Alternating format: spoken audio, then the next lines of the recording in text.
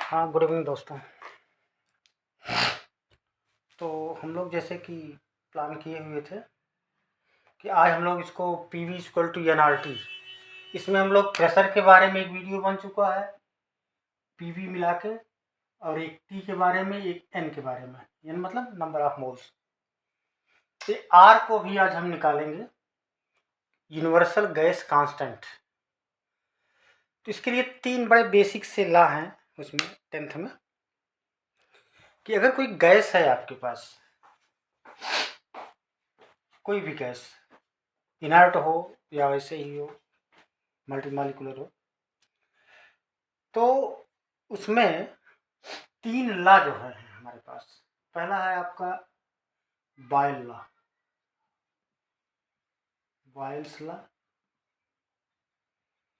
दूसरा है आपका चार्ल्स लॉ।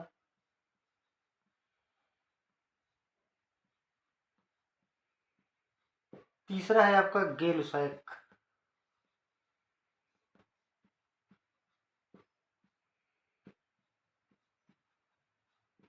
और एक इसमें हमको एक एडिशनल चीज और ऐड करनी पड़ेगी। इसमें है NTP पर जो कोई भी गैस होती है वो 22.4 लीटर स्पेस ऑक्यूपाई करती है। तो चलो हम पहले इसमें बॉयल्स लॉ को पढ़ेंगे, फिर चार्ल्स लॉ, फिर गै-लुसाक लॉ। इनका क्या कहना है कि अगर जो है हम कोई भी गैस है हमारे पास, उसका अगर मैं प्रेशर बढ़ाऊं तो सीधी सी बात है वॉल्यूम कम होगा। कोई चीज़ अगर आप प्रेस करते हो तो उसका वॉल्यूम कम होता है। यही इन्होंने कह दिया कि V प्रोपोर्शनल टू है 1 अपॉन प्रेशर के, प्रेशर है, बाकी और सब चीज़ें कांस्टेंट रहे। मतलब at constant number of mole temperature V proportional to 1 upon P, मतलब volume of given gas will be directly proportional to 1 upon pressure. ये बॉयल लॉ हो गया। चार्ल्स लॉ में उन्होंने क्या कहा कि V प्रोपोर्शनल टू T। सीधी सी बात, आप कोई चीज़ भी गर्म करते हो तो फैलती है, except water at -4 degree Celsius. क्योंकि अगर आइस है तो आइस को जब उसमें कन्वर्ट करोगे तो कुछ ना कुछ कम हो जाता है, क्योंकि उसमें एयर बबल होते हैं। बाकी दुनिया का हर चीज़ अगर आप उसका टेम्परेचर बढ़ाते हो तो उसका वॉल्यूम बढ़ेगा। गै-लुसाक ने क्या कहा कि V प्रोपोर्शनल टू N, मतलब अगर नंबर ऑफ मोल बढ़ते हैं, सीधी सी बात, मोल बढ़ाओगे तो उसका वॉल्यूम बढ़ेगा ही। और चौथा जो बड़ा इंपॉर्टेंट टर्म है, ये प्रैक्टिकली एक्चुअली प्रूव किया गया है, एट NTP मतलब नॉर्मल टेम्परेचर, टेम्परेचर मतलब होगा 273 डिग्री, सॉरी डिग्री नहीं इसमें बोलेंगे, ध्यान रखना, मैं जानबूझ कर डिग्री बोला, इसमें K केवल रहेगा, केल्विन। एंड एटमॉस्फेरिक प्रेशर मतलब कि 10⁵ newton per metre square, ATM इसको आप लिख सकते हो। दो चीज़ों को ध्यान देना कि एट NTP का मतलब हो गया कि 273 डिग्री केल्विन और 1 ATM 10⁵ newton per metre square, या इसको पास्कल भी लिख सकते हो, इसको पास्कल भी लिखते हैं, स्मॉल में रहेगा। मैं समझा चुका हूँ कि कोई भी अगर साइंटिस्ट के नाम पर है कोई यूनिट तो हमेशा वो सारे लेटर्स स्मॉल में रहेंगे, इससे ध्यान रखने से। तो एट NTP 1 मोल गैस का जो हमारा वॉल्यूम होता है ये 22.4 लीटर निकलता है। कोई भी आप गैस ले लो, ये बहुत आपको ध्यान से थोड़ा सा मतलब एक प्रैक्टिकली प्रूफ है। अगर आप किसी भी गैस का 1 मोल लीजिए, 1 मोल मतलब जैसे आप H2 ले रहे हो तो H2 का इसका मॉलिक्यूलर वेट में कन्वर्ट कर दो तो 1H1 होता है, तो इसका 2 है, मतलब 1 × 2 मतलब 2 ग्राम अगर आप H2 लो और NTP पर, तो सारी जो गैस का कोई भी अगर ऑक्सीजन आप लेते हो O2, तो O2 कितना लेना पड़ेगा, 8O16 होता है इसका, तो O2 लोगे तो इसमें 16 × 2 32, मतलब आप ऑक्सीजन का अगर आप 32 ग्राम लो या हाइड्रोजन का 2 ग्राम लो, लेकिन किस पर, NTP पर, मतलब 273 डिग्री केल्विन और 10⁵ newton per metre square, that is 1 ATM या 1 बार प्रेशर पर, तो उसका जो वैल्यूम होगा ऑक्यूपाई करेगी गैस 22.4 लीटर। ये हमारा प्रैक्टिकली प्रूफ है एक्चुअली। तो अब जरा सा मैं गैस को निकाल देता हूँ, फिर एक आध दो क्वेश्चन जो है आपको अच्छे से दे देता हूँ। अब देखो इसमें, अब अगर मैं सबको समराइज करूं तो V प्रोपोर्शनल टू 1/P है, इंटू T है, इंटू N है, यही तो हुआ। V प्रोपोर्शनल टू 1/P है, इंटू T है, इंटू N है। तो इसको अगर हम इधर ले आएंगे तो PV इक्वल टू क्या हो गया, NT प्रोपोर्शनल टू, कांस्टेंट बदलेंगे, ये मैंने आपको पहले ही समझाया है कि हम किसी को प्रोपोर्शनल को अगर कांस्टेंट बदले इक्वल में बदलेंगे तो किसी कांस्टेंट क्वांटिटी से मल्टीप्लाई कर देंगे। तो PV अगर हम इक्वल करेंगे तो किसी कांस्टेंट क्वांटिटी से, मतलब R से हम मल्टीप्लाई करने जा रहे हैं, RNT। तो इस R को बोलते हैं universal gas constant, universal gas constant. और इस पूरे इक्वेशन को बोलते हैं यूनिवर्सल गैस इक्वेशन। ध्यान देना, R बड़ा इंपॉर्टेंट है हमारे लिए, क्योंकि न्यूमेरिकल्स जो आएंगे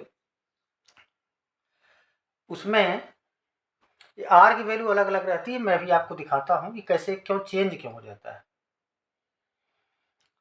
तो चलो पहले मैं R पर देखता हूँ R की वैल्यू चेंज क्यों होती है। ये समझ में आ गया होगा हमारे ख्याल से। ये तीनों को हमने कंबाइंड कर दिया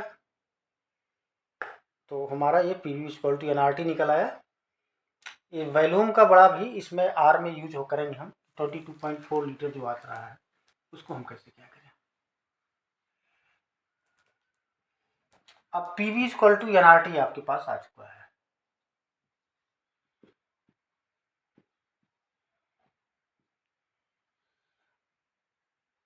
तो R इक्वल टू कितना हो गया हमारा, PV upon T into N।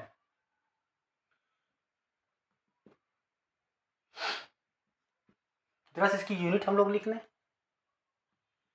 P into V। आपको समझाया था कि प्रेशर और वॉल्यूम को मल्टीप्लाई करेंगे तो वर्क आता है। फिर से मैं दिखा देता हूँ। P इक्वल टू क्या होता है आपका, फोर्स अपॉन एरिया, और V इक्वल टू कितना होता है आपका, area into height upon NT। ए से एक अभी NT हटा होगी, ए से एक कैंसिल हो गए। F into H, force into displacement, that is work. Work unit क्या होगी, जूल। दूसरा यूनिट क्या होगा, अर्ग। SI में अर्ग होता है और MKS में जूल। तो आप उसकी यूनिट लिखना चाहो तो आप इसको लिख सकते हो जूल अपॉन N मोल, T केल्विन, मतलब कि joule into mole inverse into kelvin inverse. ये तो आप इसकी यूनिट लिख सकते हो। और किसी में अगर रखना है प्रेशर, अगर इसमें आप सीधा लिखना चाहो प्रेशर को तो प्रेशर आप लिखोगे न्यूटन पर मीटर स्क्वायर या पास्कल या ATM या बार। और V को आप जो है मीटर क्यूब में लिख सकते हो, लीटर में लिख सकते हो, N की मोल में, और T केल्विन रहेगा ही। तो आप जिसमें चाहो उसको कन्वर्ट कर सकते हो। अब रही बात इसके, जरा सा ये आप देखो कि अगर दो गैसें हैं, मतलब PV अपॉन NT अगर हम करें तो हमारा ये कांस्टेंट आता है, मतलब ये बदलता नहीं। इसका मतलब अगर दो गैसें हैं, एक को हमने लिखा P1 V1 upon N1 T1, तो ये इक्वल होगा आपका P2 V2 upon N2 into T2। ये समझ में आ रहा है। अगर जैसे दो चीज़ों को मल्टीप्लिकेशन, अगर हमारा मल्टीप्लिकेशन डिवीजन कुछ भी अलजेब्रिक ऑपरेशन अगर कांस्टेंट है, हम उसकी तरह से और जो है फिर लिख सकते हैं। जैसे A भी R के बराबर होगा, A भी R के बराबर होगा। अगर तीसरा हम ले सकते हैं तो P3V3 upon N3 into T3 ले लें तो भी आर के बराबर होगा। मतलब आर मतलब कांस्टेंट है, आप इसका मल्टीप्लाई डिवाइड करोगे तो कांस्टेंट ही आएगा, चाहे जो भी आप लो। तो एक तो आप P1 V1 upon T1 equal to P2 V2 upon T2 N1 N2 छोटे क्लासेज में नहीं बदलते हैं तो आप, लेकिन पूरा फार्मूला आपको यही है। अब मैं आर की थोड़ा सा वैल्यू निकालता हूँ। आर किसके बराबर आएगा, आप कैलकुलेशन आप करिएगा। देखो अगर मैं आर निकालने के लिए अगर मैं P प्रेशर को एटीएम में लिख दूं तो एटीएम में जब मैं लिखूंगा, चलो हमने लिख दिया 1 एटीएम इनटू वॉल्यूम। अब वॉल्यूम का हमारे पास दो हैं, या तो हम उसको मीटर क्यूब में लिखें या तो लीटर में लिखें। तो चलो अभी जो आपका आया हुआ है 22.4 litre upon N 1 mole into T मतलब हो गया आपका 273 केल्विन।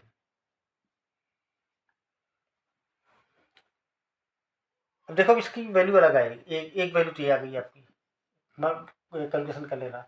दूसरा हम आर को कैसे निकाल सकते हैं, दूसरा मतलब दूसरी वैल्यू कैसे हो। अगर मैं एटीएम को, एटीएम मतलब एटमॉस्फेरिक प्रेशर, पी एटीएम लिख देते हैं तो पता लगा कि एटीएम हो गया, या बार इसको लिख सकते हो, BAR बैरोमीटर से बना हुआ। अब दूसरा आप क्या कर सकते हैं कि इसको कैलकुलेशन करके लिख देना 0.0821 आएगा, बाकी यूनिट यही हो जाएगी। दूसरा आप इसको न्यूटन मीटर स्क्वायर लिख सकते हो प्रेशर को, तो प्रेशर कितना हो जाएगा 10⁵ न्यूटन पर मीटर स्क्वायर। ये अलग वैल्यू आएगी आपकी, यहाँ पर ये हो जाएगा, ये हो जाएगा ऐसे। अगर एल को अगर आपको कन्वर्ट करना है, अब जानते हो आप 1 metre cube equal to 1000 litre, तो 1 लीटर इक्वल टू कितना हो जाएगा 1 मीटर क्यूब अपॉन 1000, मतलब 10⁻³ मीटर क्यूब। आप इसको ऐसे लिख सकते हो 10⁵ हो गया Newton per metre square into 22.4 litre जगह हम लिख देंगे 10⁻³ मीटर क्यूब अपान बाकी सब ऐसे रहेगा मोल इंटू 273 केल्विन। तो ये आप देख रहे हो ना कि अलग अलग आ रहे हैं। अब जैसे हमने यहाँ लीटर लिख दिया तो अलग वैल्यू आई, मीटर क्यूब में लिया तो अलग वैल्यू आई। और इसमें क्या कन्वर्ट कर सकते हैं, यहाँ पर बार भी हम लिख सकते हैं। तो मतलब कि आर की वैल्यू अब किसके, आप उसमें आंसर में क्या, क्वेश्चन में क्या दिया गया है उससे आप इसको जो है अपने हिसाब से कन्वर्ट कर लेना कि अगर इसमें दिया है तो ये लिखा जाएगा, गुणा भाग कर लेना 0.821 इसका आता है, इसका भी ऐसे जो भी आएगा 8 पॉइंट समथिंग आ जाएगा। तो इस पर डिपेंड करता है कि आपने जो वैल्यू रखे हैं इसमें PV और ENT का किस में रखे हुए हैं। तो ये तो आपका ये हो गया आर के बारे में। और चलो एक क्वेश्चन छोटा सा कोई ऐसे समझ कर देते हैं।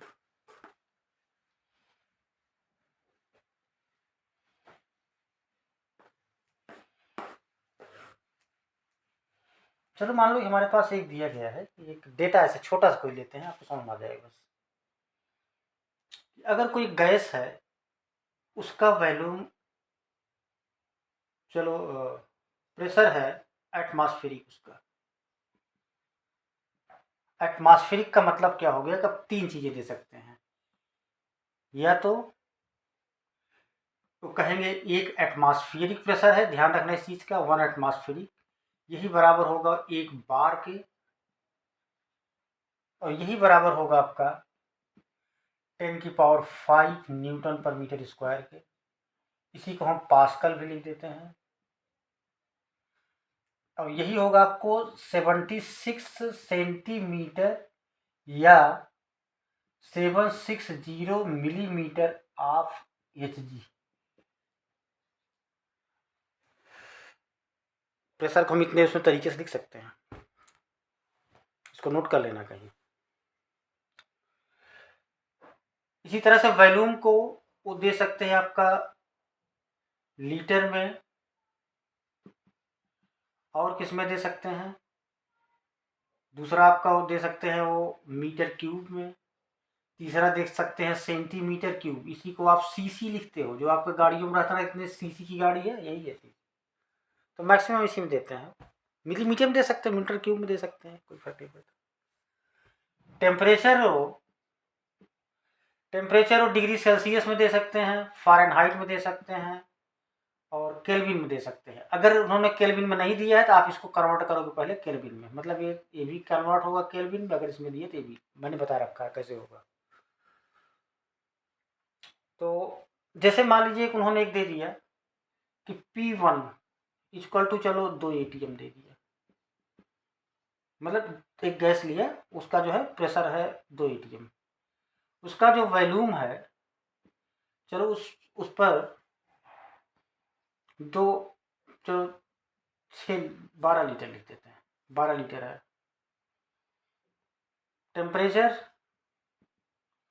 टेम्परेचर चलो ले लो 50 डिग्री सेल्सियस है, कुछ भी 273 लिख लो। कैलकुलेशन के लिए ऐसा कर रहे हैं, आसान बना रहे हैं। अब इसको ये क्या हम ये जानना चाह रहे हैं कि अगर मैं इसका प्रेशर बढ़ा दूँ, अब नंबर ऑफ मोल तो फिक्स है ना, N1 वहाँ है, यहाँ भी N1 वहाँ भी। बड़े क्वेश्चन होंगे 11th-12th में तो N1 चेंज भी कर सकते हैं, लेकिन इसमें नंबर जैसा नहीं करते हैं। तो वो मोल के बारे में कुछ नहीं बोलेंगे, मतलब समझ लीजिए जितना मोल इधर है, इधर N अगर मोल लिया है तो P2 V2 अपॉन T2 में वही ले लेना। P2 चलो हम ले लिया आपको 4 ATM, V2 चलो आपको निकालना है,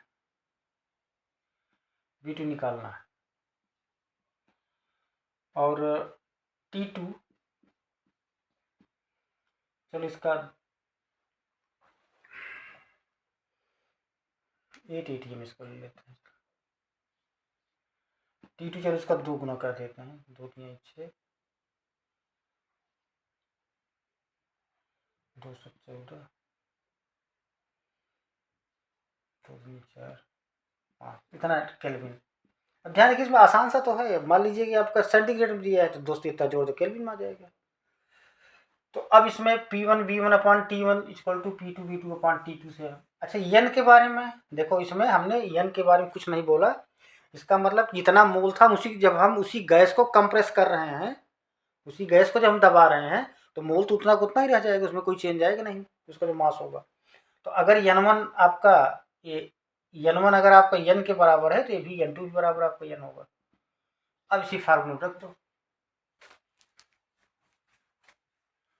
कि P1 V1 upon T1 equal N, क्या हो N1 T1 equal to P2 V2 upon N2 T2। अब इसमें N1 और N2 दोनों बराबर हैं, N के बराबर है तो कट ही जाएंगे।